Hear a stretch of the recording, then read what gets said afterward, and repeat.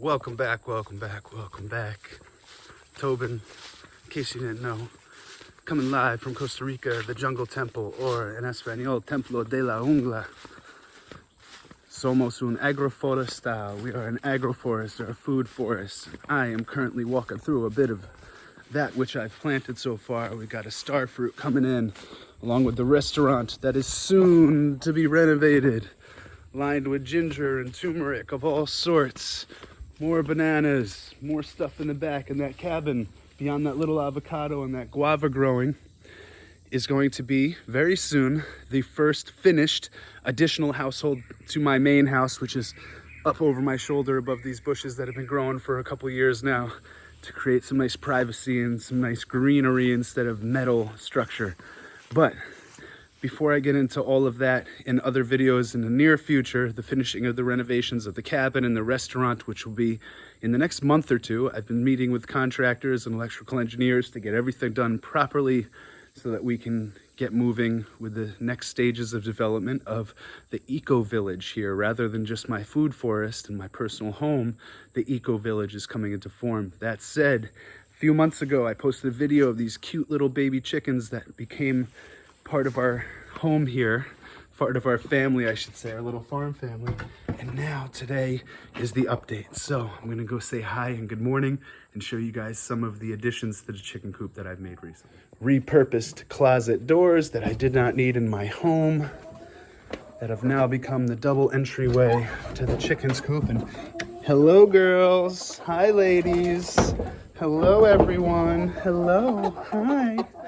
Hi, we're just starting to get used to each other with petting and them not pecking me. Don't peck me, guys. Girls, I should say. So there's 18 of these ladies. Originally there was 20, but not everybody in life survives. Some things happened. I had a bigger male chicken in here when they were growing, and there was a little competition for food, and 2 didn't make it, unfortunately, but these ladies are doing great. And you can see I have this setup of wood planks that I just kind of improvised. So they're all stacked on each other. And it's a little bit poopy in here because they were all living in here for safety reasons for many months. And now I've recently opened up this door, which I had closed off before. So they have a ramp and they can let themselves in and out. And they're starting to realize that outside is really nice.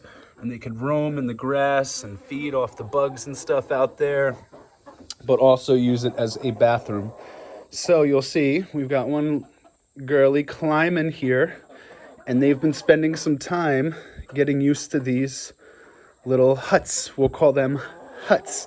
And that's where they're gonna lay their eggs, which is nice because that has access to the outside. I think I've shown this before, but I have hatches on here that open and close from the outside that I can go get the chicken eggs when we need to harvest them, we'll say, but they've been getting used to hanging out here. So there's a little bit of feathers, a little bit of poopy, but I'm actually gonna come in this week and finally clean this out now that they have access to the outside.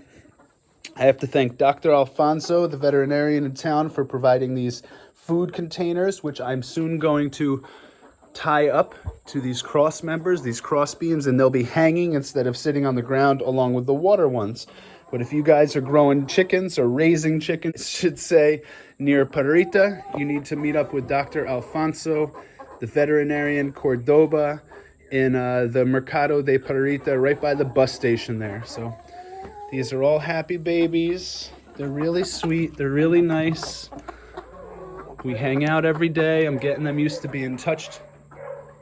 And my dogs are going crazy because they're getting jealous of me being here with them. But I just wanted to update everybody on the chickens. They're doing great, loving life. They eat guava, mangoes, they like coconut. Their favorite is guava, Costa Rican guayaba, guava. But they're really sweet. They're little sweeties.